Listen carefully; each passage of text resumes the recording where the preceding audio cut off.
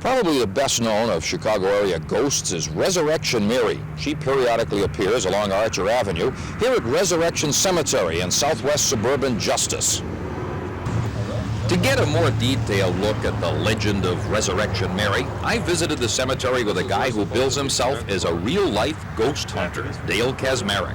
When he's not looking for ectoplasm, he works at a warehouse loading frozen food on the graveyard shift. The Resurrection Mary apparitions began back in the 30s after a young woman was killed by a hit-and-run driver on Archer Avenue. So the stories say. There are numerous tales of a woman in a white robe baffling motorists.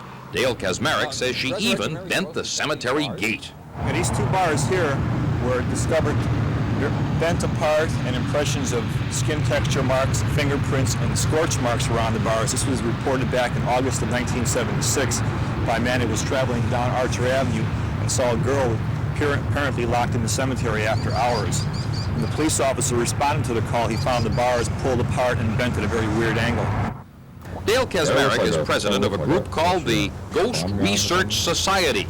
Some of his research concerns purported ghost photos. This photograph here was taken of a woman and her child in front of their house they had recently moved into. And what's interesting behind it is the two apparitions that appeared in the doorway, the one on the left being of an older woman and the one on the right of almost like a dog. Yeah. This was a photograph taken at a Jewish cemetery of this gravestone here. What shows up interesting is this cloud-like image through here. Apparently there's two people, one of a girl in this area and one of a boy. You can see their arms sort of coming down this way. Now, couldn't this just be a double exposure? Not with SX70 film. He also conducts tours of ghostly sites for $20 a customer. He showed me one of the tour stops, 95th and Keene on the edge of Palos Hills. Animal ghosts, he says, show up here, phantom horses and riders. There's many reports of all types of ghostly animals all around the Chicagoland area. Phantom horses, phantom dogs, and there was actually substantiated reports in recent years of a rash of phantom kangaroos.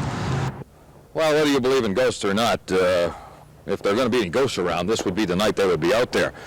Like the guy in the song says, I ain't afraid of no ghosts, but I'm going to get out of these spooky old woods anyway. On the far south side, this is Bob Wallace, ghost hunting for Channel 2 News.